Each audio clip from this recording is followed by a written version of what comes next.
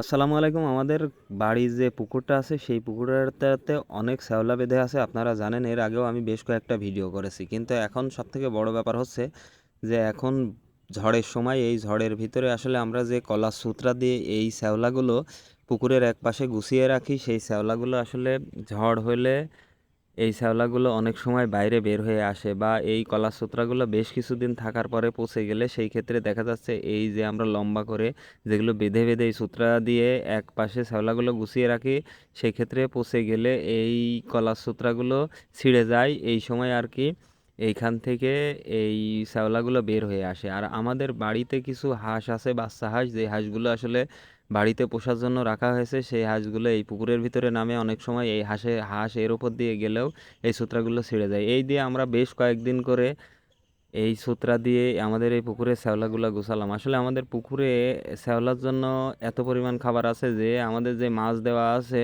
সেই মাছের তুলনায় শ্যাওলা আসলে খেয়ে সমুর পাচ্ছে না, কিন্তু এই শ্যাওলাগুলো বেশি পরিমাণ বাচ্চা উঠাচ্ছে। আর আমরা এই শ্যাওলাগুলো বিক্রিও করতে পারছি না, কারণ এই শ্যাওলা যদি বিক্রি করে দিই ভবিষ্যতে আমাদের যদি আবার শ্যাওলার প্রয়োজন হয় সেই ক্ষেত্রে আমাদের আবার বাইরে থেকে কিনা লাগবে। এই জন্যই আর কি আমরা চেষ্টা করি সব দু একদিন পর পরই এই শ্যাওলাগুলো একপাশে গুছিয়ে রাখার জন্য। সেই উদ্দেশ্যেই আর কি আজকে গতকালকে আমাদের এই শ্যাওলাগুলো ছিঁড়ে গেছে এবং সারা পুকুর হয়ে গেছে। আজকে সকালে খেয়াল করলাম যে এই শ্যাওলাগুলো এমন একটা অবস্থায় আছে যে পুকুরের কোথাও পানি দেখা যাচ্ছে না, শুধু শ্যাওলাই সবুজ হয়ে আছে। এই জন্যই আর কি এই শ্যাওলাগুলো আজকে আমরা গুছিয়ে দেবো। আর আজকে আমি পানিতে নামবো না, এই জন্যই যে আমার পায়া একটু কেটে গেছে, যার জন্য আমাদের পুকুরে অত্যন্ত পরিমাণ কাদা। আর এই পানির ভিতরে নামলে আমার পায়ে কাদা ঢুকতে পারে, সেজন্য আমি আর কি উপরে যে কলা গাছ বা যে ময়লাগুলো আছে, অনেক কলা গাছ পানির ভিতরে পড়ে গেছে, আসলে উপরে থেকে যেগুলো উঠিয়ে ফেলা যায় সেইগুলোই করছিলাম।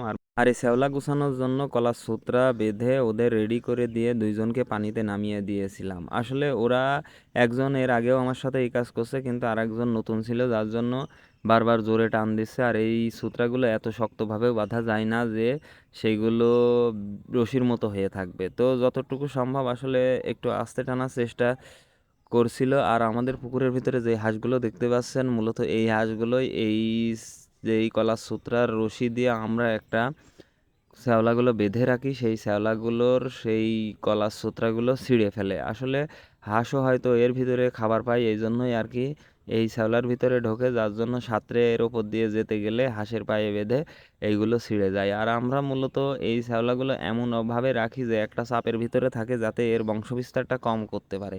কিন্তু আসলে বৃষ্টি, ঝড় বা এই হাঁসের জন্য দু একদিন পর পরে আমাদের এই শ্যাওলাগুলো ছেড়ে যায়, যার জন্য এর বংশবিস্তার আরও দ্রুত হয়। তারপরেও আমরা চেষ্টা করতেছি আসলে এই শ্যাওলাগুলো একপাশে বেঁধে রাখার জন্য, কারণ এই শ্যাওলাগুলো আমাদের পুকুরে সারা বছরের খাবার যোগাবে। তো সবাই আমাদের জন্য দোয়া করবেন। আসসালামু আলাইকুম রহমতুল্লাহি আবরকাতুহু।